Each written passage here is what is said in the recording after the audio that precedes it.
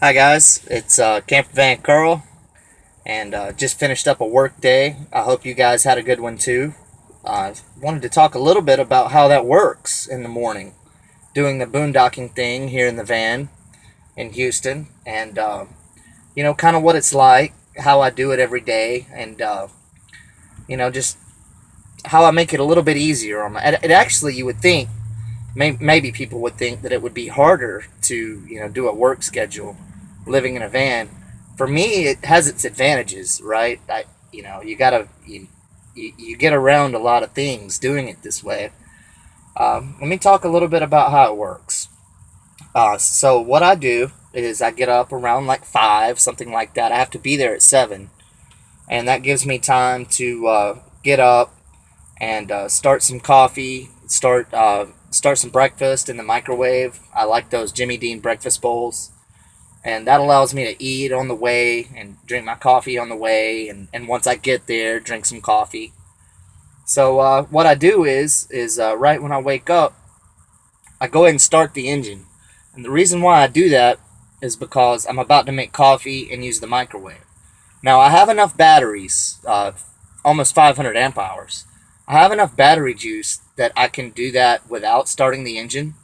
But the reason why I do start the engine is because whenever you put an extreme load, like say running my electric coffee maker and my microwave, just right here, I use that electric coffee maker and my microwave's right there. It's a 700-watt microwave. That helps the batteries last longer because not only is it pulling from the batteries, it's also the alternator's helping it out. And not only that, I'm about to drive anyway, so might as well warm the van up, right? So I'm going to be doing the coffee and the microwave thing for about 5 minutes, and that gives the engine plenty of time to warm up. That's good because the propane has a lot of water. When you burn propane, a lot of water is released, and it makes a lot of fog on the windows when I take the Reflectix down. So then my defroster's ready to go, right?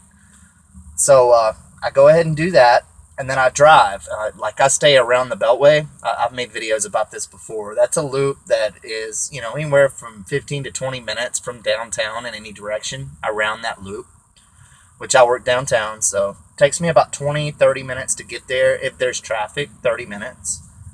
And I'm usually there by 5:45, something like that. And then I shower in the parking lot, right? Now, a lot of people, when I bring this up and I say this, oh well, somebody's gonna see you taking a shower. Well, they don't know how the van's set up, so you can't blame them for thinking that. Most people don't shower in their job's parking lot, but here's how I do it. And here's why I do it. Why I do it is in Houston, the traffic is very severe in the morning. Not at 5, not at 5:15 when I'm doing it, but if I were to wait till 6, it would take me nearly twice as long. So what I do is I go ahead and drive there, get the traffic part out of the way. I'm one of the first people on the road, right? And then when I get there, I've got a good hour and 15 minutes to do my hygiene, listen to the news, drink coffee, and just chill till it's time to be at work. So here's why you shouldn't worry about someone seeing you or something like that in the van. Oh, and the other thing I do, I flip on the hot water heater first thing when I get up. That way, when I get there, I've got hot water. It only takes that thing about 20 minutes. So once I get there, I've got hot water, plenty of. I think it's a 1.5 gallon tank, but it's almost boiling. It's so hot. So it doesn't take very much, and you don't use a lot of water when you're showering. I turn it on like to where it's just barely coming out of the shower head, and then I turn the hot water heater off before I get in the shower because if I don't, when the cold water starts coming into the hot water tank, it'll make the propane kick back on. And yeah, when I get out of the shower, it'll be scalding hot. But I don't need all that. That's just wasting propane. And the way I've been running this furnace right here, which is how you stay warm in this thing, it's got a furnace that burns propane. I'm going through propane. I've got to fill it every week. Just like every time I go do my tanks at Flying J, dump my tanks and get water, I'm having to put propane. So it saves propane to go ahead and turn it off before I get in the shower. If you take long showers or something like that, this life isn't for you anyway. But I take like a 7-8 minute shower with that thing on as low as it'll go, and I can get through a week on my water like that. So let's take a tour of the bathroom, right? You'll notice right here, I've got this partition. This thing right here, that's the toilet paper little thing there. There's the toilet. That closes when you're driving. But then this opens and makes it to where the front is totally partitioned off from the back. Okay? So, you got your toilet, and I'm doing laundry right now, so like I don't have very many towels and stuff up here, but I had some time while I was doing laundry, so I figured I'd make a video. I haven't done one in a while. There's where like all the hygiene stuff goes, and there's a closet in there where I keep like business clothes and things like that.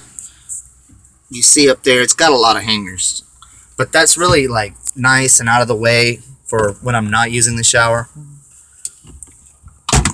So to use the shower, I just lift this up right here, and I keep clothes in there, like in this tote, and behind it, that goes all the way to the back. So you just undo this here, and then this thing up here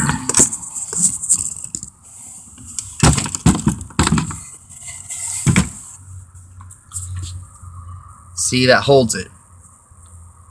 Okay, and then down here, my little nightstand, where like I put something, like I put a glass of water right there when I'm going to bed. It's my little nightstand. That just folds down,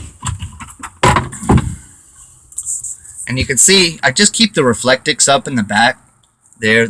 Those windows have Reflectix, so all you got to do is pull this around. It's not an aisle shower. That's a tub. Like, I couldn't do the thing, like, I wouldn't want to shower in an aisle shower, because to me, that's a pain in the butt. And also, the people who, like, have to shower with a toilet, I couldn't see that either. I wouldn't like to do that. I wouldn't want to shower with a toilet. That's why I bought this instead of the Rialta.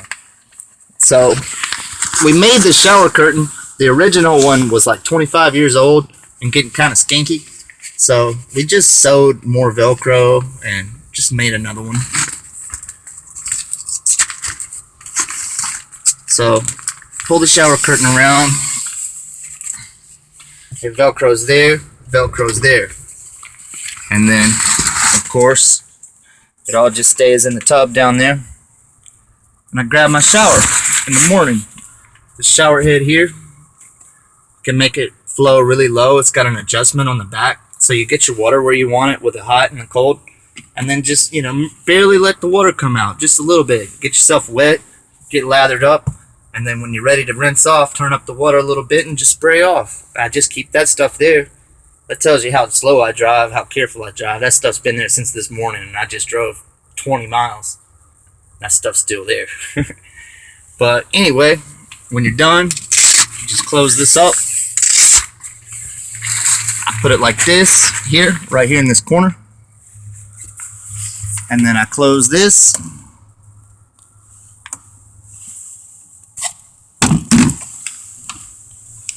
Just like that.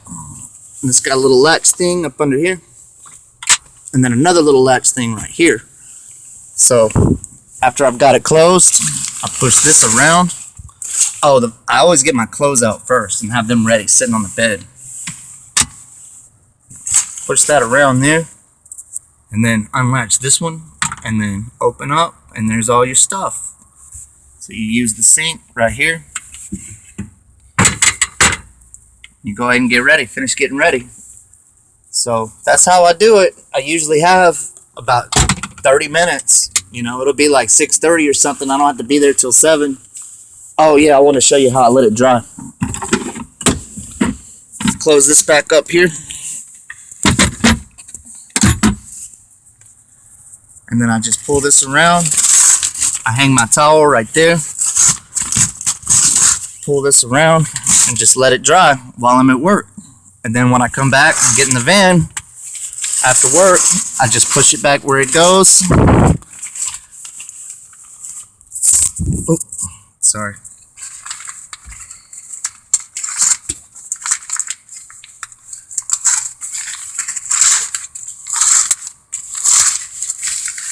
goes back up in here, and then it's got a little bit of Velcro right there, and then it hangs down in there,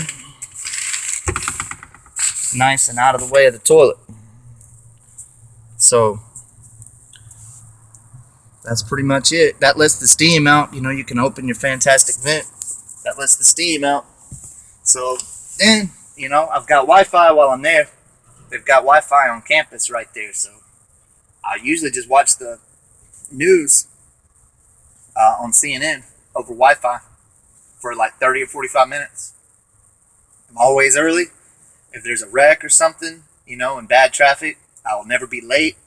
And I have the main advantage is, you know, if I was to have to get ready, take my shower and shave and all that before I hit the roads, there would be more people on the roads. It would take longer. I'd probably have to get up at 4:30 or something.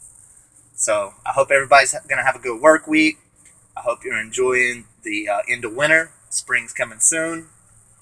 I don't know what I'm going to do about summer. I think I'm probably just going to sweat it out like I did last summer. You know, I don't run generators for air conditioning. That's lame. And the way I've got the solar, I've got 300 watts of solar, which it's been totally topping my batteries off lately. I have not had any problems. Like right now, my batteries are at 14. The little light's blinking on the solar charge controller, which means like the batteries can't take anymore. Like it's throttling the solar right now. So that's how I do it. I hope you guys have a good day. Thanks for watching.